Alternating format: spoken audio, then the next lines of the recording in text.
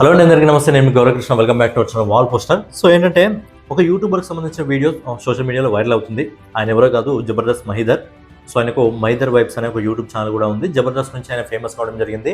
తర్వాత ఒక మూవీస్ సంబంధించిన కంటెంట్ చెప్తూ ఉండేవాడు. థియేటర్ దగ్గరికి వెళ్ళి మూవీస్ చూసి దానికి సంబంధించిన రివ్యూస్ అయితే ఆయన చెప్పేవాడు.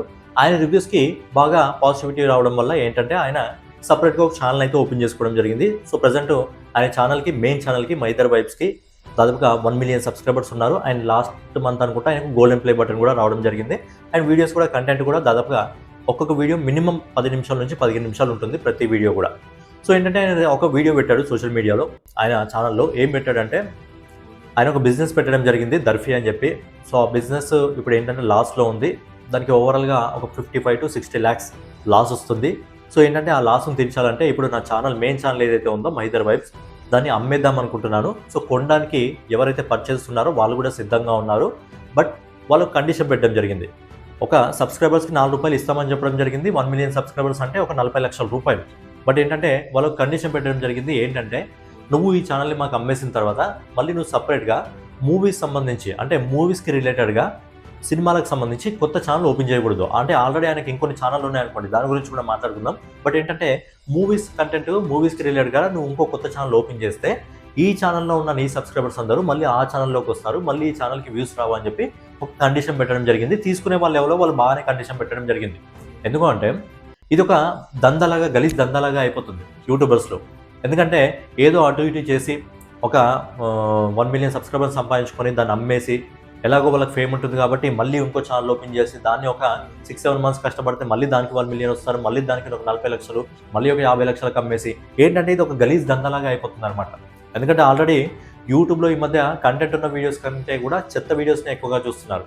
సో ఏంటంటే పెద్ద పెద్ద యూట్యూబర్స్ ఇలాంటి పనులు చేస్తే, అంటే ఇప్పుడు ఆయన కష్టం వచ్చింది, ఆ కష్టాన్ని ఆయన తీర్చుకోవడానికి ఒక అడుగైతే ముందుకేస్తున్నాడు. బట్ ఏంటంటే అది నిజమా అబద్ధం అని పక్కన పెడితే ఇది ఒక గలీజ్ దందాలాగా మారుతుంది. సబ్స్క్రైబర్స్కి ₹1 అంటే 40 లక్షల రూపాయలు, అంటే 40 లక్షల రూపాయలు మజాక.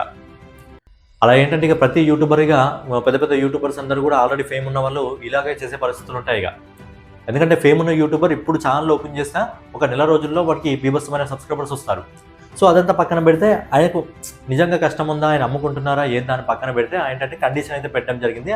సో ఆయనకి ఏంటంటే ఛానల్ అమ్మేయడం ఇష్టం లేదు. ఇప్పుడు ఛానల్ అమ్మేయడం ఇష్టం లేదు కాబట్టి ఆయన ఏం చేస్తున్నారంటే ఎవరైతే సబ్స్క్రైబర్స్ ఉన్నారో, ఆయనకు 1 మిలియన్ సబ్స్క్రైబర్స్ ఉన్నారు కాబట్టి 1 మిలియన్ సబ్స్క్రైబర్స్లో మీకు వీలైనంత సహాయం చేయండి అని చెప్పి స్కానర్ పెట్టాడు, బ్యాంక్ అకౌంట్ పెట్టడం జరిగింది. అంటే ఆయనకు 1 మిలియన్ సబ్స్క్రైబర్స్ ఉన్నారు కాబట్టి ఆల్మోస్ట్ ఒక 1,00,000 మంది ₹100 పంపినా ఎంత అవుతుంది ఒకసారి ఆలోచించండి. ఎంత అవుతుంది? 1,00,000 మంది కనీసం ₹100 పంపినా ఎంత అవుతుంది? ఒకవేళ 5 లక్షల మంది పంపితే ఎంత అవుతుంది? ఒకసారి అర్థం చేసుకోండి. ₹1,00,00,000, 5 కోట్ల వరకు వెళ్ళిపోతుంది కనీసం ₹100 పంపినా కానీ. సో ఏంటంటే ఆయన ఒక వీడియో అయితే చేయడం జరిగింది. మరి అందులో నిజం ఎంత, అబద్ధం ఎంత అని పక్కన పెడితే నాకు ఒక క్వశ్చన్ ఉంది. అంటే మహీధర్ గారి మీద నాకేం చెడు ఒపీనియన్ లేదు. ఆయన వీడియోస్ అప్పుడప్పుడు నేను కూడా చూస్తుంటాను. ఎందుకంటే మనకు కూడా మూవీస్ సంబంధించిన కంటెంటే కాబట్టి చూస్తూ ఉంటాను. ఒక్కొక్క వీడియో 10 నుంచి 15 నిమిషాలు ఉంటుంది, కంటెంట్ చెప్తూనే ఉంటారు. బట్ ఏంటంటే నాకున్న డౌట్ ఏంటంటే, సో మీకు తెలిసినట్టయితే మన ఛానల్లో ఎక్కువగా బాక్స్ ఆఫీస్ కలెక్షన్ మనం చెప్పడం జరుగుతుంది. అందుకే నేను ప్రతిది కూడా బాక్స్ ఆఫీస్ కలెక్షన్స్ విధంగానే ఆలోచించడం జరుగుతుంది. ఎందుకంటే ఒక సినిమా రిలీజ్ అయిన రోజు ఆ సినిమా ఎంత కలెక్షన్స్ ఓపెన్ చేయగలదా అని చెప్పి నేను ఎస్టిమేట్ చేయగలుగుతాను. అందుకే ప్రతిది కూడా బాక్స్ ఆఫీస్ లెక్కల్లోనే అలాంటి క్యాలిక్యులేషన్లో ఆలోచిస్తాను. కాబట్టి మహీధర్ బ్రోకి సంబంధించి ఇది లాస్ట్ యూట్యూబ్, ఆయన మెయిన్ మహీధర్ వైబ్స్ ఉంది కదా, మహీధర్ వైబ్స్ సంబంధించి లాస్ట్ 1 month వీడియోస్ అనమాట. ఆయన ఎన్ని వీడియోలు చేయడం జరిగింది, ఆ వీడియోస్కి ఎన్ని వ్యూస్ రావడం జరిగింది, దానికి ఎంత ఇన్కమ్ జనరేట్ అవుతుంది అనేది మాట్లాడుకుందాం. సో ఏదైతే ఇప్పుడు నేను రిపోర్ట్ మీకు చూపించడం జరిగిందో అది డిసెంబర్ మంత్ది. డిసెంబర్ మంత్లో మహీధర్ బ్రో యావరేజ్గా ఆయన ఛానల్లో, మెయిన్ ఛానల్లో మహీధర్ వైబ్స్లో దాదాపు 40 వీడియోలు చేయడం జరిగింది. 40 వీడియోలు చేయడం జరిగింది. అందులో హైయెస్ట్ వ్యూస్ దేనికి రావడం జరిగిందంటే ఒక వీడియోకి వచ్చింది 4,36,000 వ్యూస్ రావడం జరిగింది. ఒక వీడియోకి హైయెస్ట్ అదే వ్యూస్. ఆయన తక్కువ అంటే ఒక 17,000, 13,000 అలా ఒక వ్యూస్ ఉందనుకోండి. ఓవరాల్గా లాస్ట్ 1 monthలో ఆయనకు యూట్యూబ్ నుంచి వచ్చిన వ్యూస్ ఎంత అంటే డిసెంబర్లో 3 మిలియన్ వ్యూస్ రావడం జరిగింది. 3 మిలియన్ ప్లస్ అనుకోండి, ప్లస్ 3 మిలియన్ వ్యూస్ రావడం జరిగింది ఆ ఒక్క మంత్ పెట్టిన వీడియోస్తో మాత్రమే. అంటే తర్వాత వెనకాల వీడియోస్ ఉంటాయి, ముంగట వీడియోస్ ఉంటాయి, దాని ఓవర్గా కలుపుకుంటే ఇంకా వ్యూస్ ఎక్కువగా ఉంటాయి. బట్ ఏంటంటే ఓన్లీ డిసెంబర్లోనే ఈయనకు 3 మిలియన్ వ్యూస్ రావడం జరిగింది.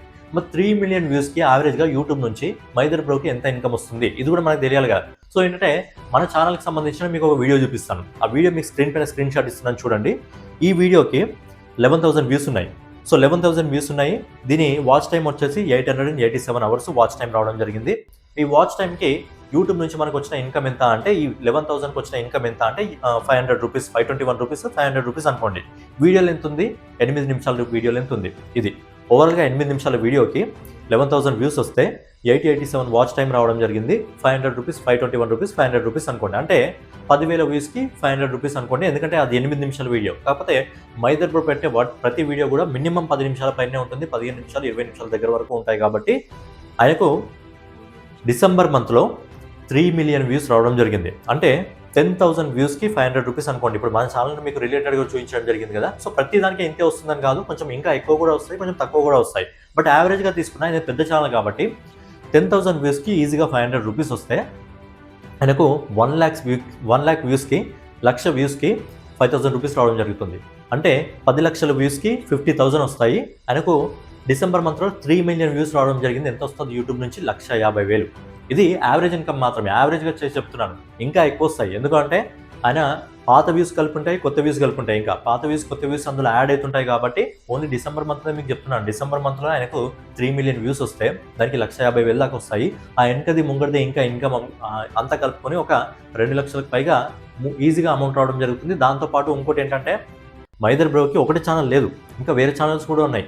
బిగ్ బాస్ టైంలో ఆయనకు ఒక ఛానల్ ఉంటుంది, ఐపీఎల్ టైంలో ఒక ఛానల్ ఉంటుంది, మళ్ళీ మైదర్ బ్లాగ్స్ అని ఒక ఛానల్ ఉంది. దాంట్లో ఎక్కువగా వీడియోలు పెట్టుకోలేదు అనుకోండి. బట్ ఇంకోటి ఏంటంటే ట్రెండింగ్ బై మైదర్ అని చెప్పి ఒక ఛానల్ ఉంది.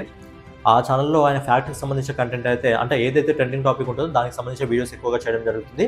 ఆ ఛానల్ కూడా లాస్ట్ 1 మంత్ 4 lakhs వ్యూస్ రావడం జరిగింది. అంటే ఇక్కడ నుంచి కూడా యావరేజ్గా ఒక 50,000 రూపాయలు వేసుకోండి. అంటే యావరేజ్గా నెలకు మైదర్ బ్రో ఈజీగా 3 నుంచి 4 లక్షల రూపాయలు ఈజీగా సంపాదిస్తున్నాడు. ఈజీగా 3 నుంచి 4 లక్షల రూపాయలు సంపాదిస్తున్నాడు. అంటే కొద్ది రోజులు ఆయన కష్టపడితే ఆయన సెట్ అయిపోగలడు, కొద్ది రోజులు కష్టపడితే సెట్ అయిపోగలడు. బట్ ఎందుకు మళ్ళీ ఇదంతా అనేది అర్థం కావట్లేదు. ఏంటంటే ఇలాగే కొంతమంది ఇంతకుముందు పెద్ద పెద్ద యూట్యూబర్లు కూడా చేశాడు. నాన్ వెజ్ చేశాడు, ఒక ట్రిప్కి వెళ్ళాలని చెప్పి. తర్వాత ఉమా తెలుగు ట్రావెలర్ కూడా ఒకసారి చేశాడు. నేను తర్వాత ఎవరైనా చేశాడో నాకు తెలియదు కానీ ఇప్పుడు మైదర్ బ్రో చేస్తాయి. ఏంటంటే ఈ యూట్యూబర్లు ఏంటి ఇదంతా అర్థం కావట్లేదు. ఏంటంటే మీరు మామూలుగా మీ ఆడియన్స్ని అడగాల్సింది ఏంటంటే లైక్, సబ్స్క్రైబ్, కామెంట్, షేర్ ఇవి అడగాలి. కానీ అమౌంట్ అడగడం ఏంటి? ఒక యూట్యూబర్ అన్నప్పుడు దాదాపు ఇన్ని సంవత్సరాల నుంచి చేస్తున్నప్పుడు మీరే కొంచెం అమౌంట్ వెనకేసుకుంటుండదు. ఎందుకంటే మీకు తక్కువ వ్యూస్ రావు, వ్యూస్ కూడా బాగానే వస్తాయి. యావరేజ్గా ఒక నెలకు 3,000 వ్యూస్ వస్తున్నాయి. ప్రతి వీడియోకి కూడా వీళ్ళది మినిమం 10 నిమిషాల నుంచి 15 నిమిషాల మధ్యలో ఉంటుంది మైదర్ బ్రో వీడియో. బట్ ఏంటి ఇదంతా? సరే కష్టం వచ్చినప్పుడు ఒక ఛానల్ని మీరు అమ్మేయాలనుకున్నప్పుడు మీరు ఛానల్ అమ్మేయచ్చు కదా. మళ్ళీ సబ్స్క్రైబర్స్ ఇదంతా మీరు చెప్తున్నది కూడా రియాలిటీనా, నిజమా, అబద్ధమా అని అర్థం కావట్లేదు. మీరు ఒక మూవీకి సంబంధించిన వీడియోస్ని ఎంత చాలా కాన్ఫిడెంట్గా చెప్పడం జరుగుతుందో, మూవీకి సంబంధించిన కంటెంట్ని అంత కాన్ఫిడెంట్గా ఎందుకు మాట్లాడలేకపోతున్నారు? వీడియోలోనే కదా మీరు మాట్లాడేది. మీరు బాధపడుతున్నది ఎగ్జాక్ట్లీ చెప్పాల్సిన అవసరం లేదు, మీ గొంతులో మీ చేష్టలతో తెలియాల్సిన అవసరం లేదు. ఏదైతే రియాలిటీ ఉంటుందో, మీకు ఏదైతే లాస్ రావడం జరిగిందో అది వీలైతే ఏమన్నా ఉంటే చూపించండి మీ సబ్స్క్రైబర్స్కి. ఎందుకంటే మీరు నిజం చెప్తున్నారు అనుకోండి, నేను అబద్ధం అనట్లేదు, మీరు నిజమే చెప్తున్నారు అనుకోండి. కాకపోతే ఇది మిమ్మల్ని చూసి రేపు పొద్దున ఇంకోలు తయారవుతారు. సో ఇది ఏంటంటే ఒక గలీజ్ దందాలాగా మారిపోతుంది. కంటెంట్ ఉన్న వాళ్ళకు, ఈ కంటెంట్ ఉన్న వాళ్ళే ఇలాంటివి చేస్తే ఇంకా కంటెంట్ లేని వాళ్ళు ఏ విధంగా చేస్తారు?